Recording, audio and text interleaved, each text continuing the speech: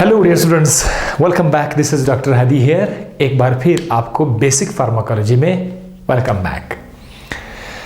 आज का लेक्चर हमारे पास क्या है? Drug permeation. ड्रग परमिएशन का मतलब क्या है? देखिए, जब भी आप किसी पेशेंट को ड्रग इसके अंदर, उसके बॉडी के अंदर आप इंट्रोड्यूस करते हैं, एडमिनिस्टर करते हैं, तो क्या होगा कि आपने जो ड्रग उस पेशेंट को दिया, तो पेशेंट के बॉडी के अंदर आपका ड्रग कहाँ पर आएगा? किसी टारगेट में आएगा। जो भी दवाई आप पेशेंट को देते हैं वो उसके बॉडी के अंदर मूवमेंट करके एक खास जगह तक पहुंच जाएगा। लेट्स सपोज अगर आपका ड्रग ब्रेन के अंदर जाकर अपना काम शो करेगा तो ब्रेन के अंदर ड्रग का टारगेट होगा, या आपका ड्रग हार्ट के ऊपर जाकर अपना काम करेगा, या आपका ड्रग किडनी के ऊपर जाकर अपना काम करेगा।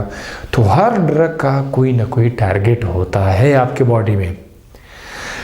टारगेट तक पहुंचने के लिए बहुत सारे कई बैरियर्स हैं जिनको क्रॉस करना पड़ता है। ड्रग ने इन बैरियर्स को क्या करना है? क्रॉस करना है। तो ये पर्दे आप समझे कि पर्दे हैं, उनको क्रॉस करना है ड्रग ने। और जब ये क्रॉस करेंगे तो फाइनली ये कहाँ पर आ जाएंगे कि अपने टारगेट तक आ जाएंगे। अब आपका जो टॉपिक है ड्रग परमिएशन। ड्रग परमिएशन का मतलब ही यही है कि ड्रग एक मेम्ब्रेन को, एक बैरियर को क्रॉस करके दूसरे डिपार्टमेंट में आ जाए। तो ड्रग का एक डिपार्टमेंट से दूसरे डिपार्टमेंट में आना, बीच में कोई पर्दा होगा, ये मूवमेंट है किस्म की। Is a kind of what? This is a kind of movement. तो ड्रग की जो मूवमेंट है हम उसको बोलते हैं परमिएशन। अब आपके बॉडी के अंदर कितने तरीकों से ड्रग परमिएट करता है, ये हमने 3 हेडिंग्स दिए हुए हैं। पहला है एक्वस डिफ्यूजन, हम आपको समझाएंगे। दूसरा है लिपिड डिफ्यूजन। तीसरा है स्पेशल कैरियर्स। ये 3 चीज़ें बहुत ज़्यादा लाजमी हैं। अगर आप MBBS के हैं या फार्मासिस्ट हैं, फार्मेसी कर रहे हैं, तो जब आप ड्रग के साथ डील करोगे तो आपका जो भी ड्रग होगा वो इनमें से किसी एक को ज़रूर फॉलो कर रहा होगा।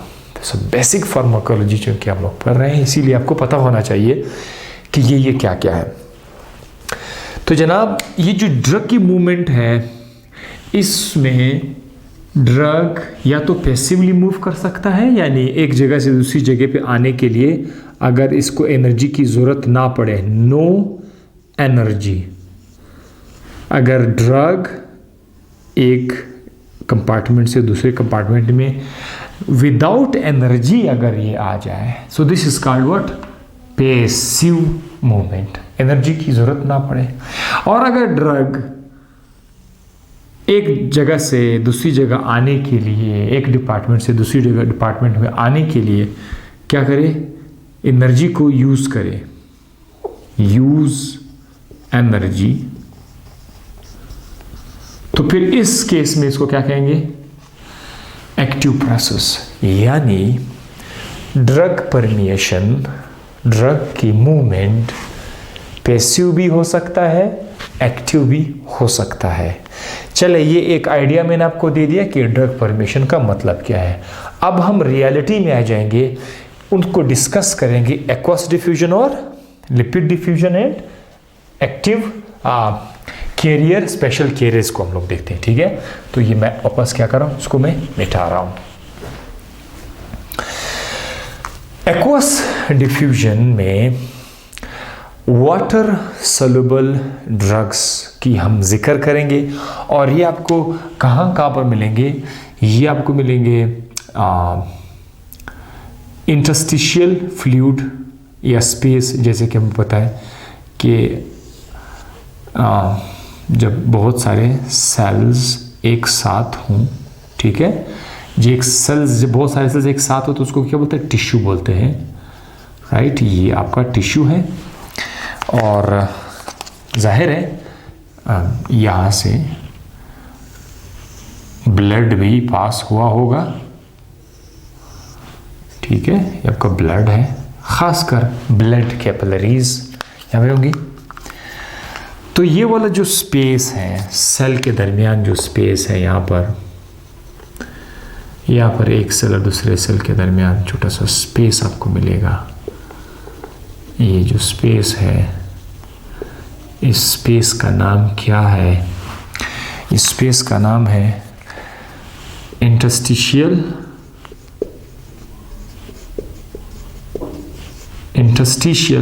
स्पेस। इंटरस्टिशियल स्पेस, इस स्पेस में जो ड्रग है वो क्या करेंगे? वो एक जगह से दूसरी जगह, यहाँ से एक जगह से दूसरी जगह मूव करेंगे, ठीक है। हो सकता है ये यहाँ से सेल के अंदर आ जाए, लेकिन इस लिक्विड जो स्पेस है, सिर्फ स्पेस में इनकी जो मूवमेंट है, इस मूवमेंट को हम लोग बोलते हैं एक्वस डिफ्यूजन। क्योंकि इधर आपको क्या मिलेगा? आपको इधर वाटर मिलेगा। सेल की हम बात ही नहीं कर रहे हैं, हम सेल के बाहर जो लिक्विड है उसकी बात करें। तो यहाँ से इस लिक्विड के अंदर ड्रग एक जगह से दूसरी जगह मूव करेगा, this is called aqueous diffusion. और इसमें आपको अप हिल मूवमेंट नहीं, डाउन हिल मूवमेंट आपको नजर। What is mean by down hill movement? यहाँ पर एक लफ्ज है, इसी के साथ एक लफ्ज है डाउन हिल मूवमेंट, यानी किसी चीज का हाई कंसंट्रेशन वाले इलाके से मूव करना लो कंसंट्रेशन वाले इलाके की तरफ, this is called down hill. और ऐसे केस में जब भी चीज़ें ज़्यादा इलाके से कम इलाके की तरफ जा रही हो तो उसको एनर्जी की ज़रूरत नहीं होती। इसीलिए एक्वस डिफ्यूजन में ड्रग एक जगह से दूसरी जगह जाने के लिए एनर्जी को यूज़ नहीं करते हैं। जाहिर है यहाँ पर अगर ड्रग ज़्यादा है, यहाँ पर अगर ड्रग ज़्यादा है और यहाँ पर ड्रग कम है, तो यहाँ से ड्रग ज़्यादा इलाके से कम इलाके की तरफ खुद आएंगे। तो ये क्लियर है, यानी कुछ ही देर में ड्रग आसपास के इलाके में क्या करेंगे? फैल जाएंगे, ठीक है। ये डिफ्यूजन है, so this is called aqueous diffusion. ये है एक जगह, ठीक है, इंटरस्टिशियल स्पेस में आ गया। दूसरा है ये साइटोसोल में। एक्वस डिफ्यूजन के लिए दूसरा कौन सा जगह है? एक तो है आपका इंटरस्टिशियल स्पेस, दूसरा कौन सा जगह है? इस स्पेलिंग को आप चेक किया करें, ठीक है। नंबर 2 साइटोसोल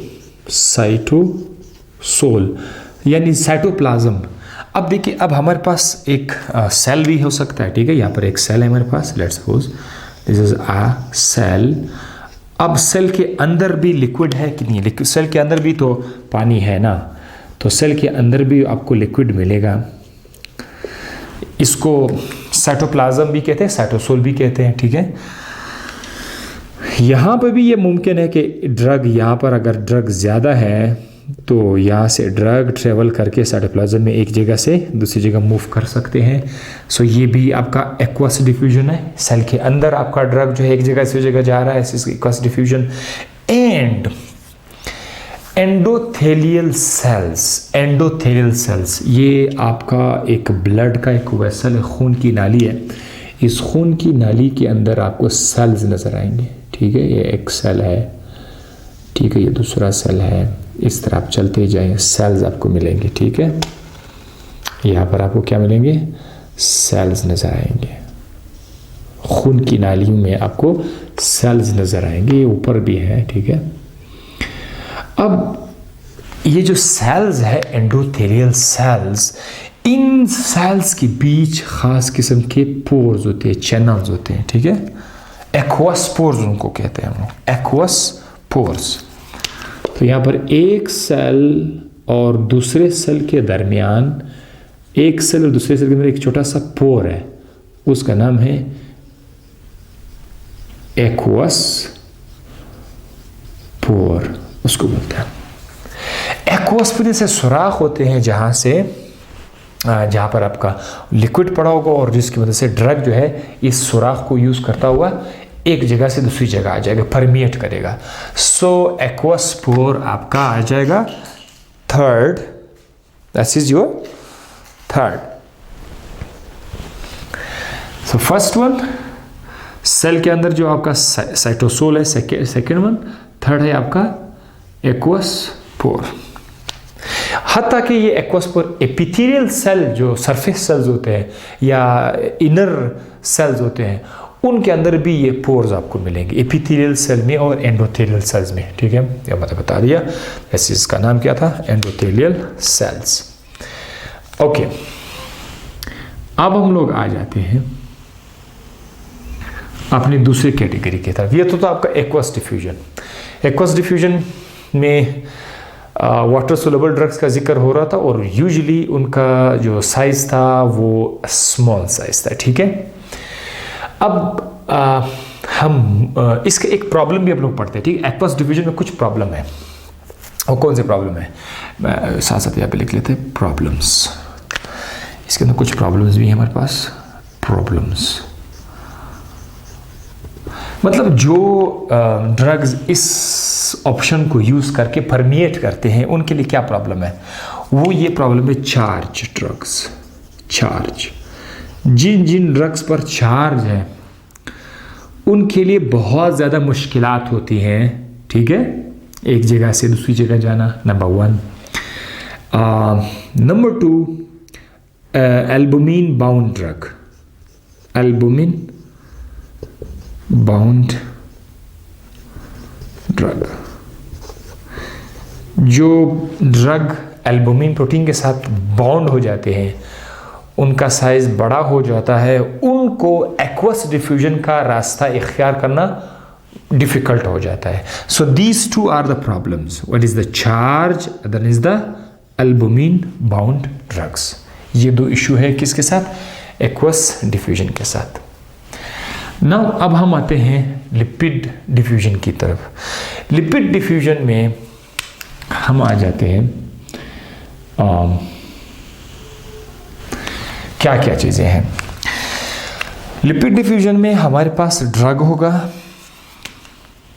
और एक पर्दा होगा, एक मेम्ब्रेन होगा हमारे पास।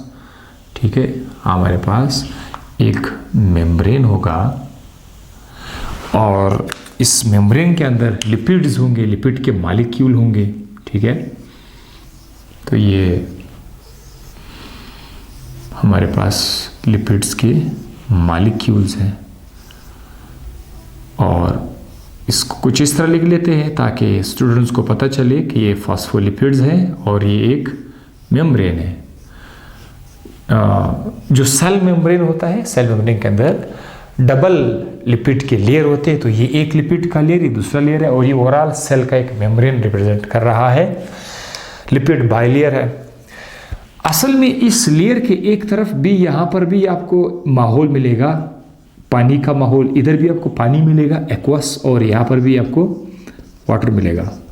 एक्वस इधर भी होगा, इस तरफ दोनों तरफ आपका वाटर हो गया। अब यहाँ पर आपके पास पड़ा हुआ है ड्रग। ठीक है, ड्रग के लिए हम लोग यहाँ पर देखेंगे, ड्रग इस एक्वस डिपार्टमेंट में भी जा सकता है, आपका ड्रग पानी में भी जा सकता है और ये जो आपका लिपिड है ये ड्रग लिपिड में भी आ सकता है। ड्रग अपने आप को तकसीम कर रहा है एक्वस में और लिपिड में, तो इस प्रोसेस को कहते हैं लिपिड एक्वस कोएफिशिएंट। लिपिड या aqueous, lipid aqueous partition coefficient, aqueous partition, partition मतलब क्या, डिवाइड, कोएफिशिएंट।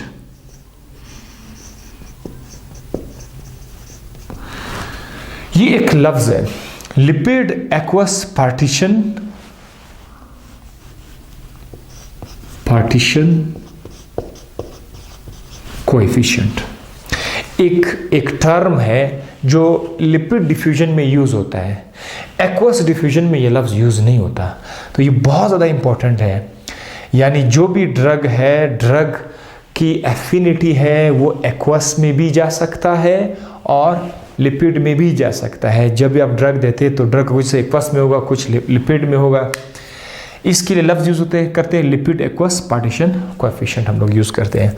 यहाँ पर जो ड्रग्स आते हैं हमारे पास, याद रखिएगा मोस्टली वो क्या होते हैं, वो वीक एसिड होते हैं या फिर वो वीक बेसिस होते हैं। मोस्टली हम लिपिड डिफ्यूजन में इनको बहुत ज़्यादा डिस्कस करते हैं। वीक एसिड होते हैं या वीक बेस हमारे पास ड्रग्स होते हैं। अब ड्रग आपका लिपिड इन्वायरमेंट से जाएगा एक्वस इन्वायरमेंट में और एक्वस इन्वायरमेंट से लिपिड में भी जा सकता है। इधर स्टूडेंट के लिए क्वेश्चन आएगा कि वो कौन सा फैक्टर है जो डिटरमाइन करता है कि आपका ड्रग लिपिड से एक्वस में जाएगा या एक्वस से लिपिड में आएगा। So that is what, that is the pH, that is the pH पर एक लेक्चर हम नेक्स्ट आने वाली वीडियोज में रिकॉर्ड करेंगे। PH is the negative log of hydrogen ion concentration. इसकी अपनी इक्वेशन वहां पर भी देखेंगे। तो भाई लिपिड डिफ्यूजन में आपने पीएच का कॉन्सेप्ट लाजमी तौर पर आपने ऐड करना है। बाकी देखो वहां पर मैंने कोई पीएच का लफ्ज इस्तेमाल नहीं किया, लेकिन यहाँ पर आप देखें पीएच का लफ्ज हम यूज कर रहे हैं। तो ये आप देख सकते हैं, ये ड्रग जो है वो लिपिड में भी क्रॉस कर सकता है, लिपिड के अंदर भी अपने आप को ला सकता है और एक्वस डिपार्टमेंट में भी ला सकता है। तो ये कौन हमें बताएगा कि आपका ड्रग एक्वस में ज़्यादा रहेगा या लिपिड में रहेगा? दोनों में रहेगा, एक में कम रहेगा, दूसरे में ज़्यादा रहेगा। ये आपने डिटरमाइन करता है कौन? That is pH. पीएच आपको बताएगा कि ये लिपिड से एक्वस में जाएगा या एक्वस से लिपिड में आएगा। और दूसरा यहाँ पर एक लफ्ज़ है, एक रेशो है, lipid soluble drug and to water soluble. Lipid soluble एक ड्रग है, उसका कुछ हिस्सा लिपिड के अंदर सोलुबल है और उसी ड्रग का कुछ हिस्सा पानी के अंदर सोलुबल है। सो ये है एक्वस सोलुबल है। तो ये एक रेशो हमारे पास आ जाएगा, ठीक है। कितना ड्रग लिपिड सोलुबल है, कितना एक्वस सोलुबल है, इसका आंसर क्या आएगा, ठीक है। इसका जो आंसर अगर आप फाइंड करना चाहते हैं, ये किस चीज़ पे डिपेंड करता है? That depends upon the Henderson Hasselbalch equation. Henderson Hasselbalch equation, ये एक इक्वेशन है। और जो स्टूडेंट्स मुझे इस वक्त देख रहे हैं उनको शायद ये क्वेश्चन समझ में नहीं आया, क्योंकि मैंने कहा था कि एक दिन हम पीएच पे एक अलग सा लेक्चर रिकॉर्ड करेंगे। वो लेक्चर जो है उसमें हेंडरसन हैज़लबाख इक्वेशन भी आएगा। इसको आज हम सिर्फ टच करेंगे कि ये किस तरह का इक्वेशन है। भाई ये पीएच को डिटरमाइन करने के लिए एक इक्वेशन है, pH is equal to p K plus log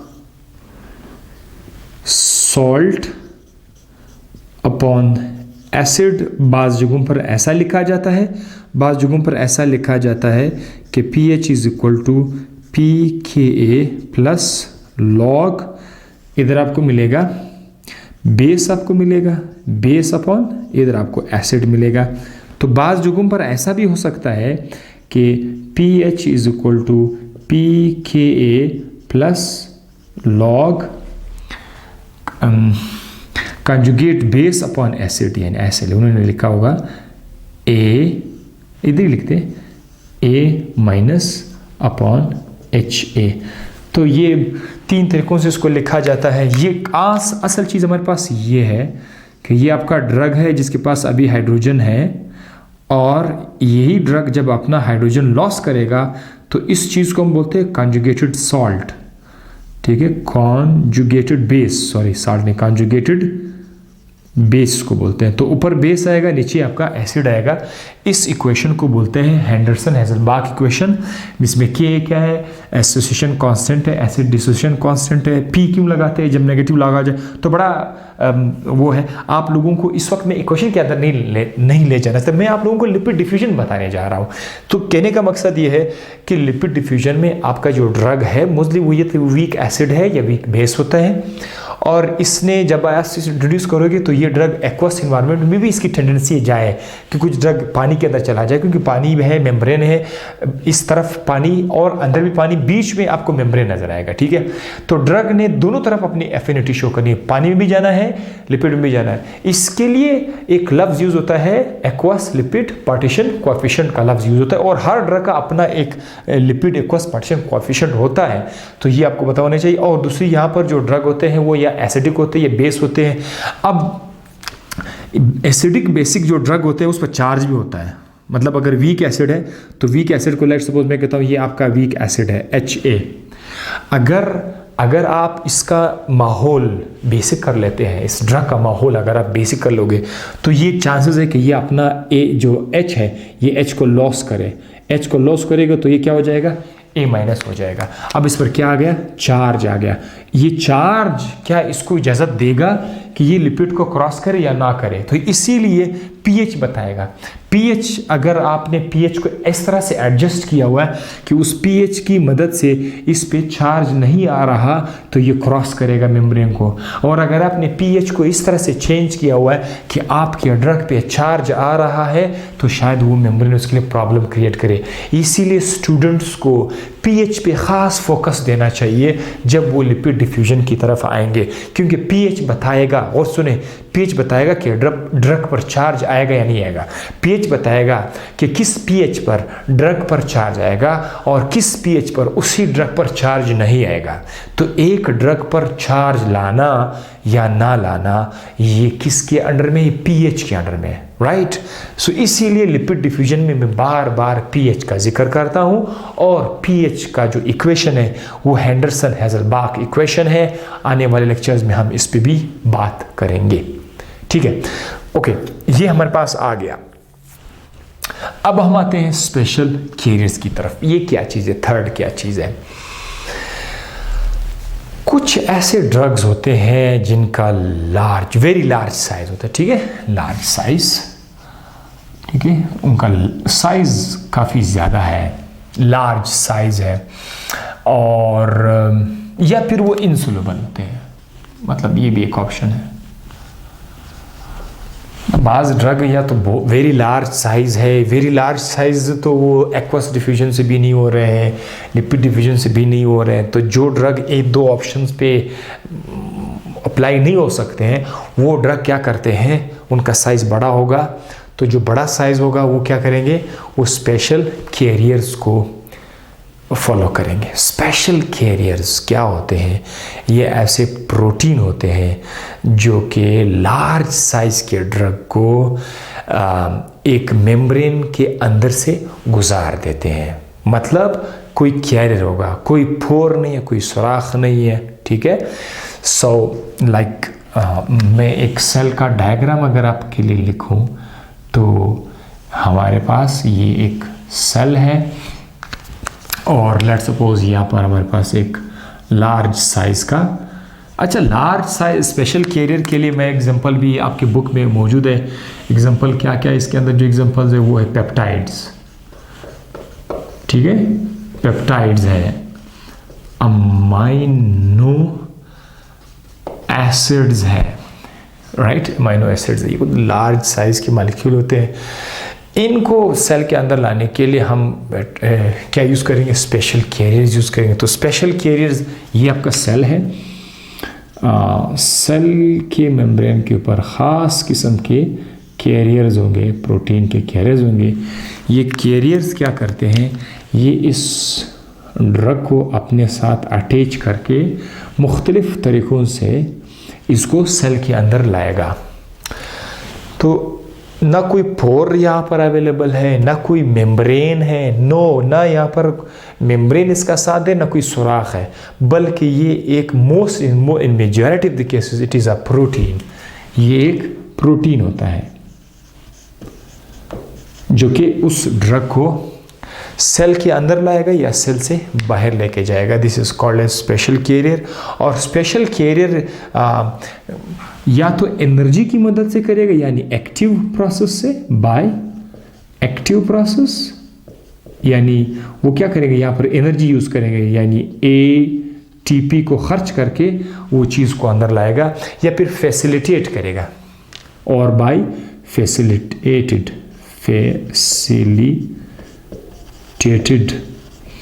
मतलब कोई दूसरा प्रोटीन होगा उसको एनर्जी के बगैर जो है फैसिलिटेट करके अंदर लाएगा। सो ये हमारे पास क्या है, स्पेशल कैरियर्स है। स्पेशल कैरियर्स में से ये कुदरती तौर पर बने हुए हैं, ठीक है, कुदरती तौर पर बने हुए हैं ये कैरियर्स, और ये नेचुरली जो बॉडी के अंदर नेचुरल सब्सटेंस है उनके लिए है। नेचुरल सब्सटेंसेस जो बॉडी के अंदर पहले से है उसको क्या बोलते हैं, एंडोजिनस लिगेंड, जो बॉडी के अपने ड्रग्स होते हैं, बॉडी खुद बना रहा है वो इस तरीके से। लेकिन मज़े की बात यह है कि जो ड्रग्स हम बाहर से दे रहे हैं, ठीक है, ड्रग्स जो हम बाहर से दे रहे हैं वो ड्रग्स भी इस रास्ते को यूज़ करके, इस कैरियर को यूज़ करके ये ड्रग अंदर आ सकते हैं। तो ये जो कैरियर्स हैं ये आम तौर पर कुदरती तौर पर जो बॉडी के अंदर एंडोजिनस सब्सटेंसेस होते हैं उनको लाने के लिए, लेकिन जो ड्रग हम बाहर से देते हैं वो ड्रग भी इनको यूज़ करके अंदर आ सकते हैं या बाहर जा सकते हैं। एक स्पेशल कैरियर के साथ आपको एक पॉइंट बताऊंगा, बहुत ज़्यादा लाजमी है, ठीक है, अपने को याद करना है। स्पेशल कैरियर के साथ ये पॉइंट बताना चाहूँगा कि ये रास्ता क्या है, it is number 1 saturable, selective and inhibitable. ये एक लफ्ज़ है, ये 3 पॉइंट्स हैं जो किसके साथ यूज़ होता है, स्पेशल कैरियर के साथ। यानी जो स्पेशल कैरियर्स होते हैं ये सेचुरेबल का मतलब क्या है कि सेल के ऊपर इनकी एक ख़ास तादाद होती है, एक ख़ास तादाद, लेट्स सपोज 2 है, 3 है, 4 है, बस मीन्स कि आपका जो सब्सटेंसेस है अगर पहला इसके साथ अटैच हो जाए, दूसरा यहाँ पर अटैच हो जाए, तीसरा यहाँ पर अटैच हो जाए और यहाँ पर हमारे पास और भी हूँ, वो आना चाहते हैं सेल के अंदर, लेकिन हमारे पास सिर्फ 1 2 ये 3 कैरियर्स थे और 3 के 3 कैरियर्स ने अपने साथ उनको बाइंड कर दिया। अब पहले ये उनको अंदर लाएंगे, फारिग हो जाएंगे तो ये उनको मौका देंगे। तो जब तक ये फारिग नहीं होंगे इनके ऊपर कोई जगह, मज़ीद जगह अवेलेबल नहीं है, मज़ीद जगह अवेलेबल नहीं है, इसको बोलते हैं सेचुरेटेड। अब कंडीशन सेचुरेट हो गया है, यानी ये आपका कैरियर सिस्टम में सेचुरेशन है, बाकी में कोई सेचुरेशन नहीं था। तो आपने देखा ऐसा था ही नहीं, जो भी ड्रग्स हैं बस वो अपना मूवमेंट जारी रखते हैं, लेकिन यहाँ पर मूवमेंट स्टॉप हो सकता है, ठीक है, अगर वो सारे के सारे फिल हो गए। सेचुरेबल लफ्ज़ जो है एंजाइम के साथ भी यूज़ होता है। सेलेक्टिव का मतलब क्या है, सेलेक्टिव का मतलब ये है कि ये जो आपके कैरियर्स हैं जो सब्सटेंस को अंदर या बाहर लेके जाते हैं ये सेलेक्टिव है, ये हर तरह की चीज़ को अंदर या बाहर जाने नहीं देते, ये किसी ख़ास सब्सटेंस के लिए कोई ख़ास कैरियर होगा। दोबारा बताता हूँ, मुख्तलिफ़ किस्म के एंडोजिनस सब्सटेंस होते हैं, तो एक ख़ास किस्म के ड्रग के लिए, एक ख़ास किस्म के एंडोजिनस सब्सटेंस के लिए एक ख़ास किस्म का कैरियर होगा, दूसरों के लिए फिर दूसरे किस्म का कैरियर होगा, ठीक है। सो इसके लिए हम लोग लफ्ज़ यूज़ करते हैं सेलेक्टिव। ओके, इनहिबिटेबल का मतलब ये है कि अगर हम कोई ड्रग बना लें तो वो ड्रग इन कैरियर को क्या कर सकते हैं, स्टॉप कर सकते हैं।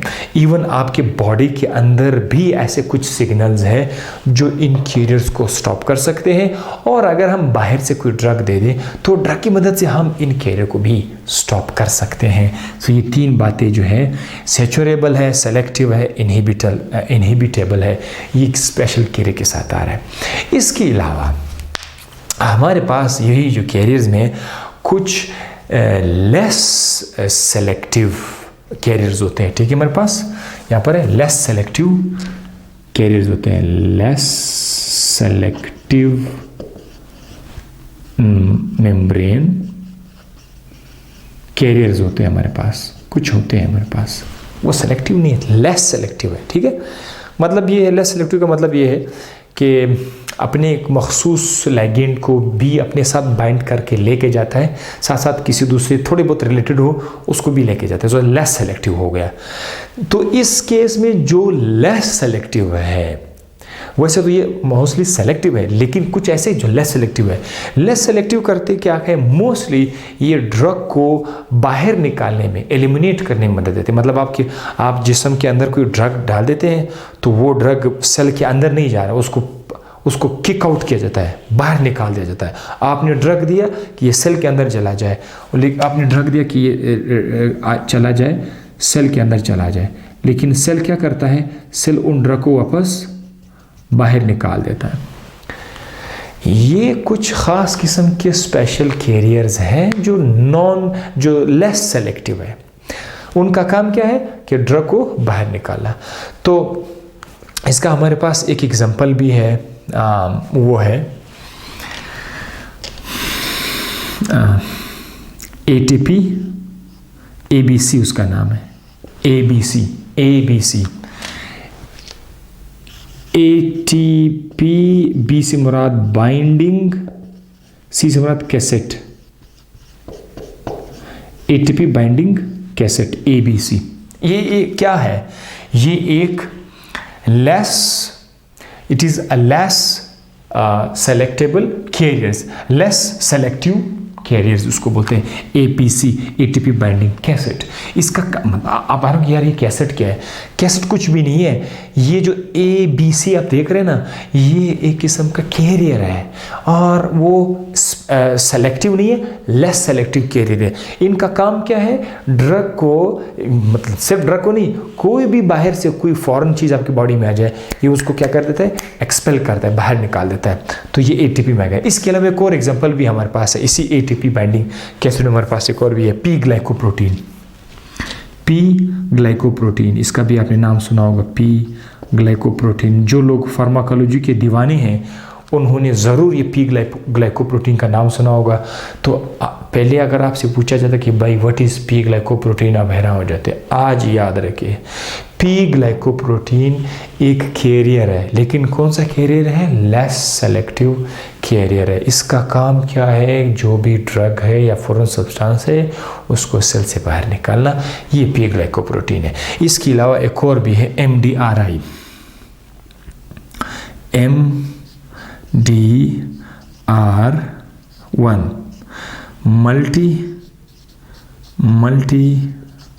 Drug resistant type 1। What is MDR1 फिर से एक कैरियर है, सेल के अंदर एक कैरियर है। अच्छा, आजकल आप देखते हैं फलाना ड्रग जो है वो असर नहीं कर रहा है, इफेक्ट नहीं कर रहा है, फलाना ड्रग इफेक्ट नहीं कर रहा है, रेजिस्टेंस शो हो रहा है। सुना होगा आप लोगों ने।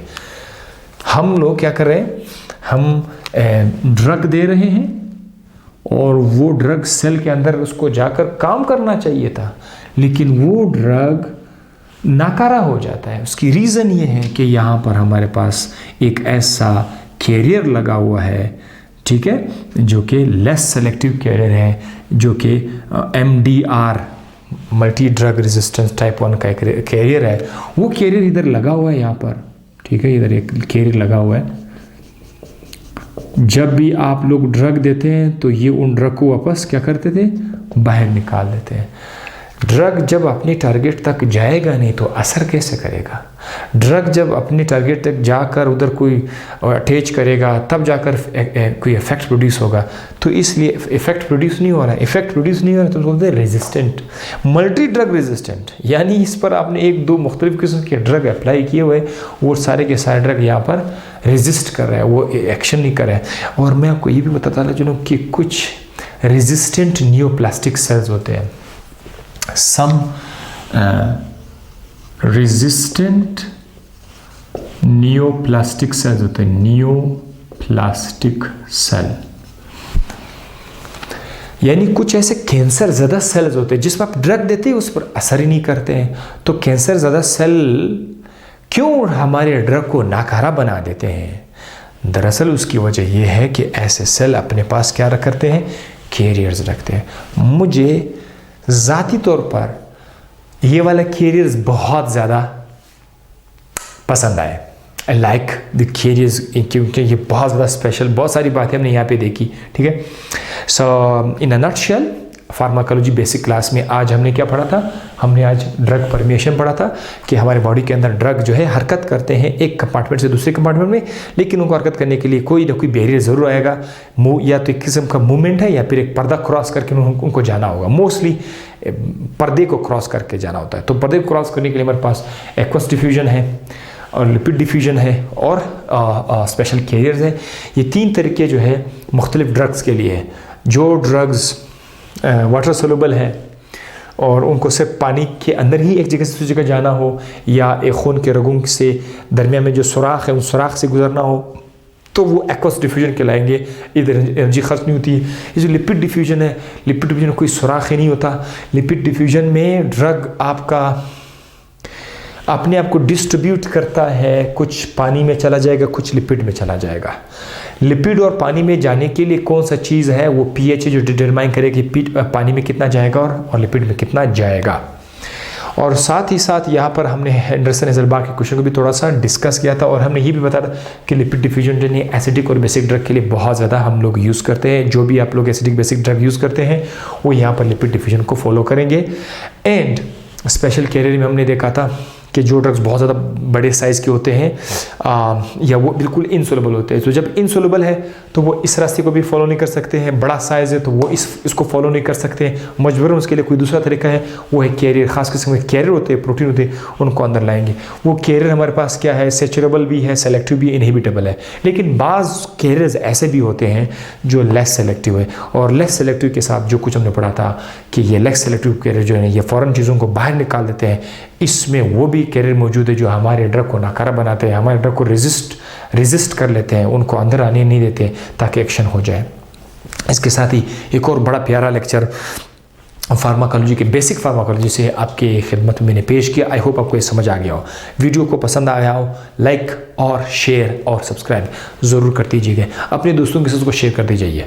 इससे क्या होगा कि वो लोग भी इस लेक्चर से इस्तेफादा हासिल करेंगे, उनको भी फ़ायदा मिलेगा, आपको भी मिलेगा, ठीक है, सारे बने को मिलेंगे। तो मुझे अपनी दुआ में याद रखिएगा। एंड थोड़ा सब्र भी क्या करें, बिकॉज आजकल आपको पता होगा मैं पीएचडी के लिए आया हूँ, पीएचडी स्टार्ट हो चुकी है मेरी। फिर भी मैं कोशिश करता हूँ कि इस टफ शेड्यूल में फार्माकोलॉजी बेसिक फार्माकोलॉजी का 1-2 लेक्चर्स आपके साथ शेयर किया करूँ। अपना बहुत सारा ख्याल रखिएगा। मुझे दीजिए इजाज़त। अल्लाह हाफ़िज़ एंड बाय बाय।